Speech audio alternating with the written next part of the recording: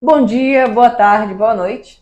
Vocês já me conhecem, eu sou o Wellington Menezes e hoje eu não estou aqui para gravar um vídeo única e exclusivamente para o Monstros do Direito, né? A Andrea Pires também está aqui hoje, como sempre, né? Aqui minha colega de gravação, colega de faculdade, assim como o Bruno e a Amanda também, que estão aqui hoje para tratar de um assunto muito importante, um tanto quanto polêmico.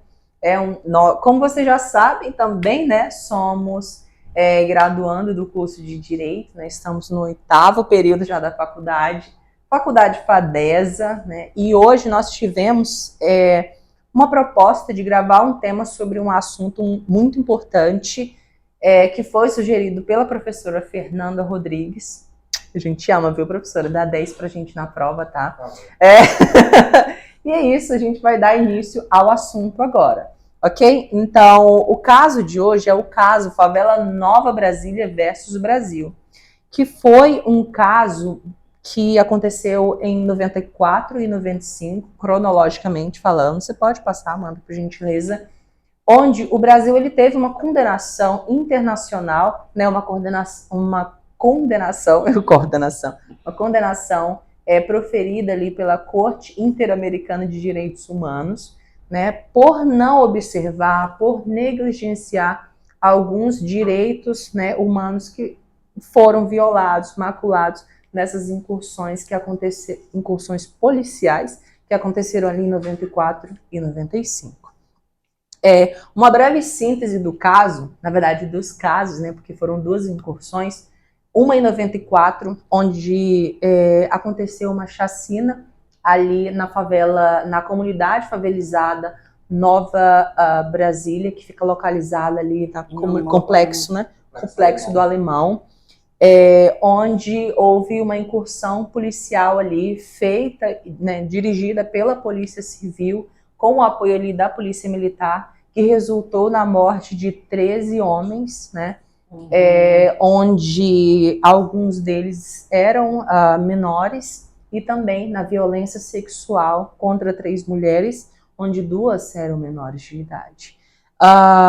Em maio de 95 acontece uma incursão bem parecida no mesmo lugar, que teve a mesma quantidade de homicídios. Com a mesma brutalidade. Na verdade, foi até uma brutalidade ainda maior, porque nessa incursão de 95 houve o apoio de helicópteros, né? Ali nessa chacina que a polícia cometeu contra as pessoas ali da comunidade. É importante ressaltar que foi a Polícia Civil nessa segunda operação. Sim, somente a civil no caso, porque na primeira foi tanto civil quanto militar. E uma coisa que aconteceu, né, que foi muito deturpado na mídia à época, é que as pessoas, foi veiculado ali, né, segundo as autoridades, que foi uma resistência à prisão, uma resistência à busca e apreensão. Então, ali atos que legitimaram, né, a conduta dos agentes. No entanto, nas reportagens, os vizinhos ali que presenciaram as cenas falaram que quando os policiais eles chegaram às residências das pessoas ali, né, que foram mortas, que foram feridas, as pessoas, os homens em específico, né, já saíam ali em posição de rendição. E mesmo assim, eles foram alvejados, principalmente pelos que estavam nos helicópteros, na cabeça e no tórax. Bem como nessa primeira incursão, também não teve nenhum policial ferido. Então, fica até meio difícil essa justificativa que eles deram, né, para essa incursão na comunidade, como resistência à prisão, uma vez que a parte ali que sofreu todos os danos dessa incursão, né, as vítimas, foram só as pessoas da favela. Não teve ali por parte dos policiais. Sendo que nesta primeira incursão era aproximadamente entre 40 a 80 policiais. Nessa primeira incursão, como eu falei agora há pouco, houve o homicídio de 13 homens, né? Dentre eles, alguns eram menor de idade, e a violência sexual contra 3 mulheres e 2 eram menor de idade à época. Na de 95 houve a mesma quantidade de homicídios, ou seja, 13 homicídios. E quando eu estava estudando, né, sobre esse tema, para poder gravar aqui, a gente tem que estudar bastante. Não somos advogados ainda, não somos doutores ainda estamos no 8º período. E a gente tem que estudar bastante para gravar um vídeo. E como eu falei para os meninos agora há pouco, houve uma frase que me chamou muita atenção, que foi quando, em uma das videoaulas que eu assisti, o repórter falou, né? A videoaula não, a reportagem, né? O repórter falou que eram, né, homens fardados de preto, né, homens de preto entrando ali nas comunidades, matando homens pretos, porque esse não é o papel da polícia. O papel da polícia é o papel de proteger, né, de dar segurança, não de causar insegurança na população, principalmente numa população que já é tão marginalizada quanto as pessoas que vivem nas comunidades favelizadas. Ali, como eu também falei agora há pouco, a Andrea também me ajudou nessa parte, que foi a de resistência seguida de morte. Então, todas as mortes ali, né, e todos os homicídios que foram praticados pelos agentes eram dessa forma, né, resistência seguida de morte. Então, era algo que legitimava ali os atos brutais que foram cometidos pelos agentes policiais, seja da Polícia Civil ou Militar. No final do ano de 1995 e meados do ano de 1996, a Comissão Interamericana de Direitos Humanos recebeu as petições referentes ao caso ocorrido na favela Nova Brasília nos anos de 1994 e 1995, bem como o Hélito discorreu anteriormente. A comissão, alguns anos depois, 2 anos depois, se não me engano, emitiu o relatório de admissibilidade dos casos. E, como o André comentou agora há pouco, os casos eles foram juntados, principalmente porque a comissão entendeu que havia ali uma similaridade nos casos. Sim. A quantidade de vítimas foi a mesma. Sim, então havia uma grande similaridade dos casos, era como se fosse um padrão os 2 casos. Depois, em 2012, a Comissão Interamericana de Direitos Humanos, ela emitiu o relatório de mérito, que aí já versava sobre a responsabilidade do Brasil acerca do caso, a responsabilidade internacional, isso é muito importante. E também ela definiu parâmetros, ela definiu algumas determinações, obrigações que o Brasil deveria cumprir. Então, dando continuidade à tramitação do caso na Comissão Interamericana de Direitos Humanos, após o relatório de mérito emitido pela CIDH, o Brasil foi notificado no ano de 2013.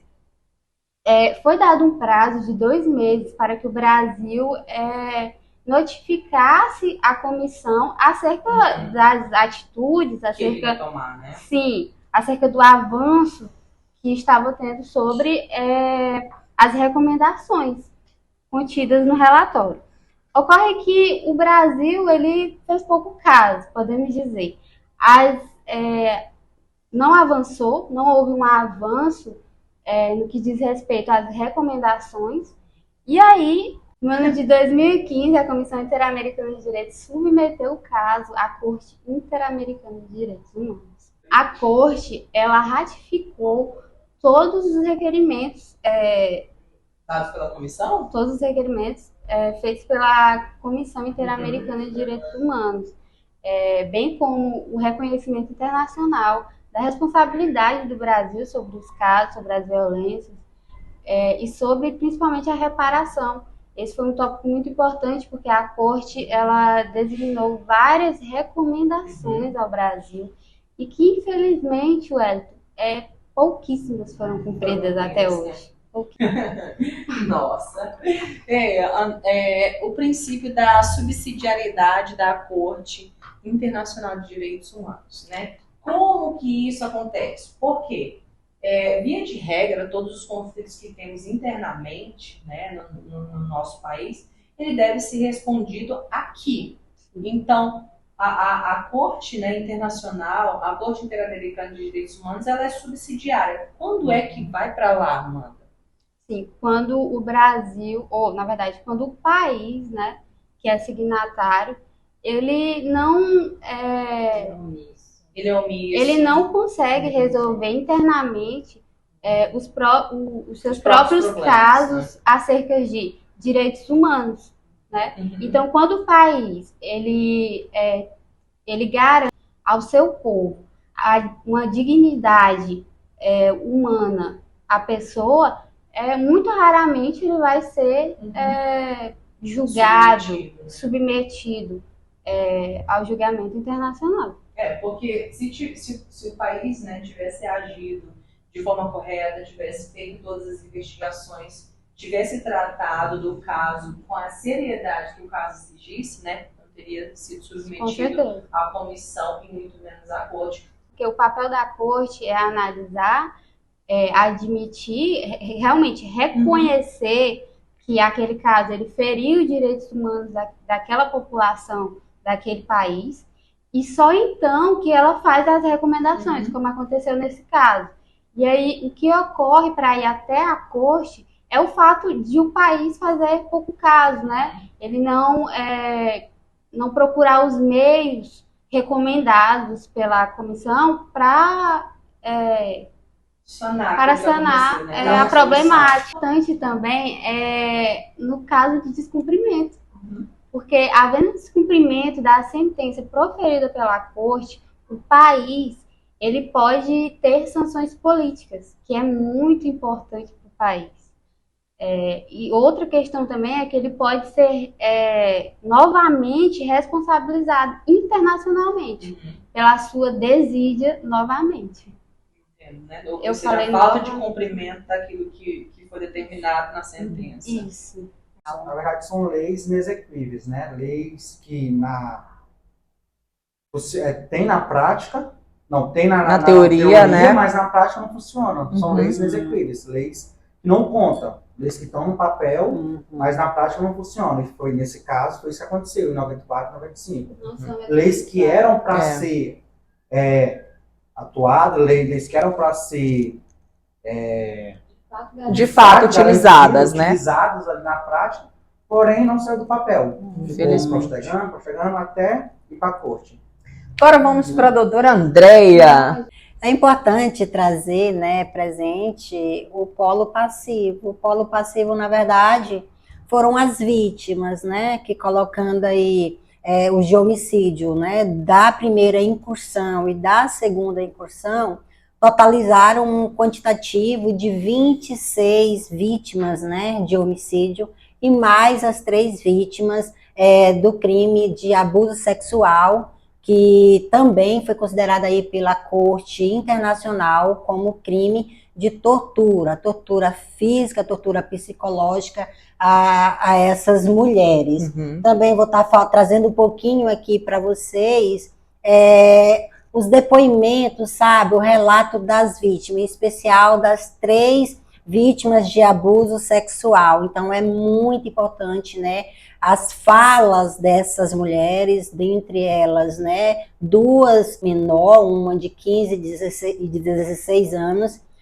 que traz aí as suas verdades dos fatos, né, porque quando a gente fala aqui referente ao polo passivo, então imaginemos as vítimas, né, as testemunhas, os familiares das vítimas, né, a própria comunidade lá afetada, né, por essas operações policiais. Também vou trazer, né, um pouco referente à violência contra as mulheres no aspecto aí como tortura, né, que foi considerado pela corte, e um pouquinho dos laudos periciais. Então, vale lembrar que estamos falando aqui de um caso, né, de 2 casos similares no mesmo local, né, na mesma comunidade periférica, a qual é narrada pelos próprios policiais, né? Então, assim, para poder agora trazer essa parte do polo passivo, é como se fosse contar, sabe, dar voz ao processo. E essas vozes estão dentro do processo, né, em forma de depoimento. Sim. Então, vamos estar trazendo um pouquinho disso para vocês. Só relembrando um pouquinho, né, que as mortes, elas foram justificadas aí pelos policiais como resistência à prisão, já foi falado, acho que já está claro isso para vocês, assim como aqui para nós, que era como se fosse legitimar essa prática ilegal da polícia, né, ali com essa comunidade.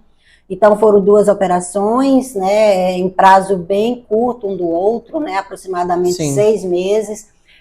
Nessa primeira operação, lembrando que foram, no caso, os 13 homens, dentre os 13 nós tivemos 4 menores, com idade aí de 17 anos, de 14 anos, 15 anos, e essa parte, imagina, é uma história narrada por 40, 80 policiais civis e militares, né, onde tem a parte passiva no processo, que são os familiares, né, e essas 3 sobreviventes, que totalizam um total de 37 familiares que estão no processo, né, 37 em cada uma das etapas.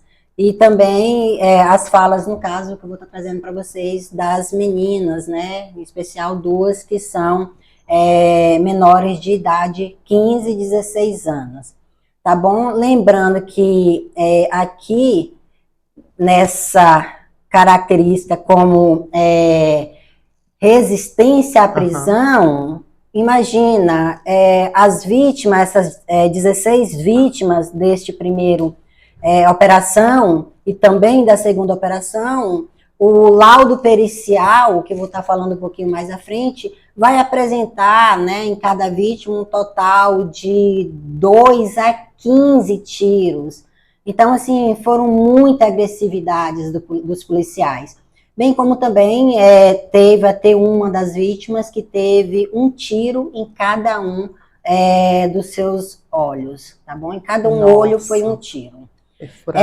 Na segunda, não teve relato de vítima, né, no processo em si de abuso sexual na segunda execução, embora foi levantado questões de abuso de criança, também está no processo, mas como eu estou falando, né, como foi a parte ativa do processo, né, esses órgãos competentes sendo da polícia, aí quando foi levado também para o laudo pericial, quem executou também o laudo pericial, os peritos, as polícias, todo mundo também do lado da polícia, ficava muito difícil se comprovar, trazer essa materialidade destes crimes. Tá bom? Eu vou trazer aqui brevemente, é um pouco chocante, eu fiquei bastante assim... eu ouvi agora há pouco, realmente é pesado. Eu vou até poupar, nem vou trazer, né, tão assim afinco, sabe, esses depoimentos dessas 3 vítimas aí de abuso sexual, né, de tortura. De acordo com o depoimento de 2 que foram nessa mesma linha, né, elas têm as iniciais LRJ, e CSS, diz assim, ó, 10 policiais, abre aspas, 10 policiais entraram em uma das casas atirando, a chutaram e deram socos, mandaram que elas deitassem de barriga para baixo, deram golpes com uma rifa de madeira em suas nádegas. A SS afirmou ter tido as nádegas e as pernas apertadas e que um policial a forçou a mostrar seus seios. Gente, e vai ficando assim bem mais agressivas as atitudes dos policiais, né?